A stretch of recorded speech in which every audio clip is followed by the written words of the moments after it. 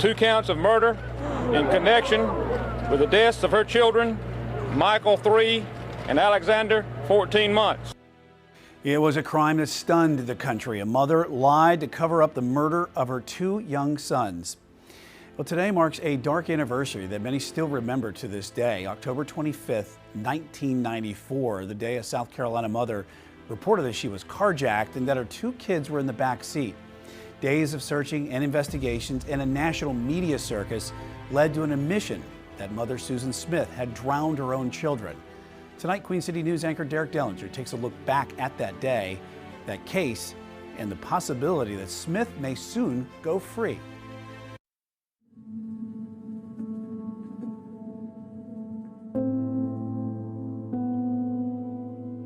Even to this day, this lake still holds some very raw memories of 9 days that many in Union County, South Carolina will not forget.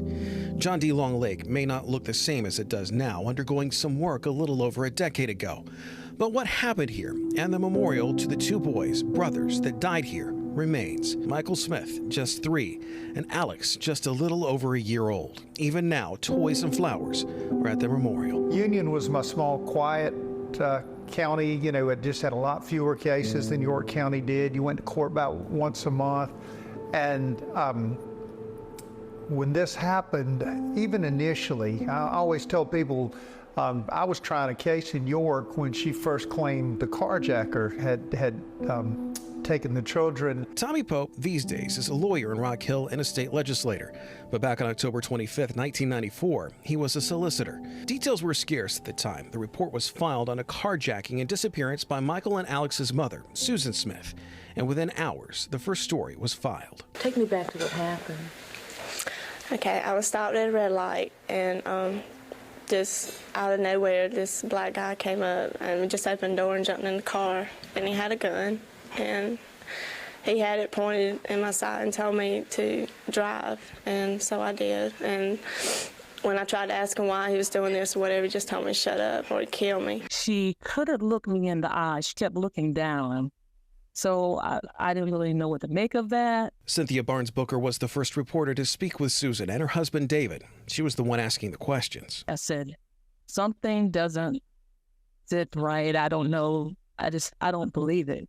I just don't believe the story. It was a story that tugged at heartstrings, a mother's plea for help. I can't express how much they are wanted back home, how much we love them, we miss them. In a search that spanned across the area and across the country for 9 days, the town of Union, South Carolina became the center of a media circus. Local, national, international media descended on the town and on the boys' parents. But behind the scenes, Pope says things were not adding up.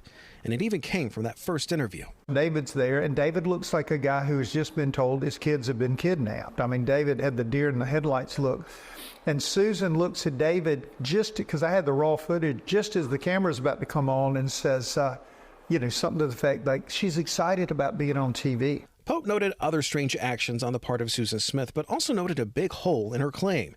The area where Susan said it all happened just didn't make sense. There were no cars there. She was by herself. Well, it was known that it was one of those pressure plate lights that it would never turn red to stop you unless there was a car on the other side. And so there were some little things like that, that pieces that just started kind of falling apart. Pope says he believes all the media attention likely led to more questions and even a breaking point for Susan, who confessed on November 3rd, 1994. They gave her a legal pad and said, just write how you were feeling. And that's when the quote confession, it was the worst day of my life. Somebody I loved did not love me. I sunk to my lowest when I let the kids go down the ramp without me.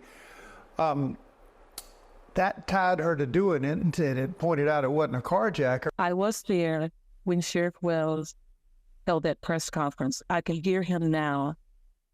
Susan Smith has been arrested and will be charged with 2 counts of murder in connection with the deaths of her children, Michael, 3, and Alexander, 14 months. And I remember thinking, oh no. I didn't believe the story when she told me that night when Alex and Michael disappeared, but I had no idea she had done it. The bodies of the boys found in Susan's car, which was in John D. Long Lake.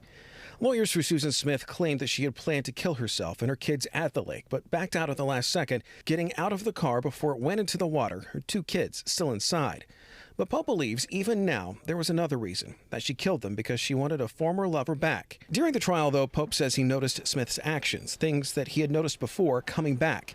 One instance involved a replay of a piece of video of a car similar to Susan's being filled up with water and how long it would take. It was played twice, once to admit it into evidence and once to the jury. I hear a noise over the other side of the courtroom, and because you could hear a pin drop in there. The courtroom's packed, but you could hear a pin drop, and Susan's like giggling or playing tic-tac-toe or writing notes or something with the defense clerk. We get it admitted. The jury comes in. You got the TVs turned, and you're now watching these jurors' faces. You can't see the camera, the video, but you know they are watching what we just watched, and you'd see someone be holding their breath and someone be aghast, and it was about 6 minutes. Well, suddenly I hear noise from the other side of the courtroom. Well, this time, Susan's crying.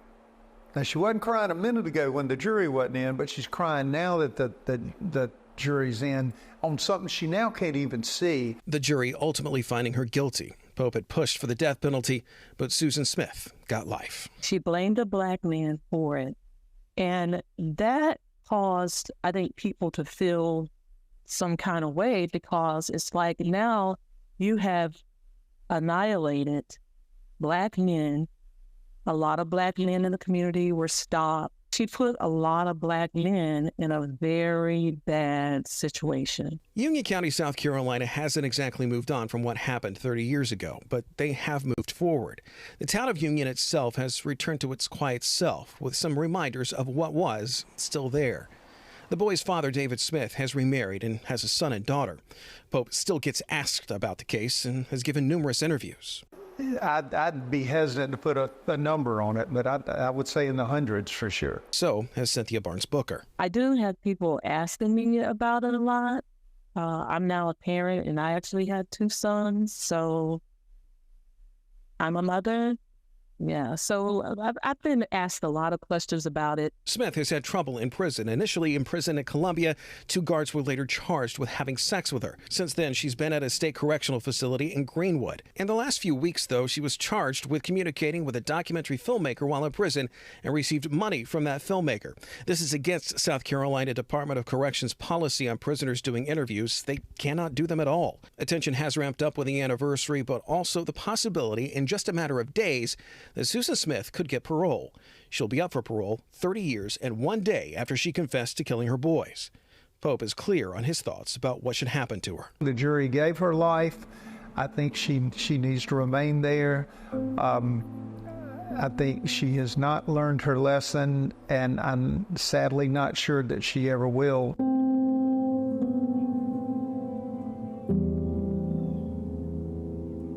Michael would be 33 by now. Alex, 31. They are remembered for being the babies they essentially were when this all happened, for being the innocents that a community, and for a brief time, the world came to know, and still in many ways, have not forgotten. Derek Dollinger, Queen City News.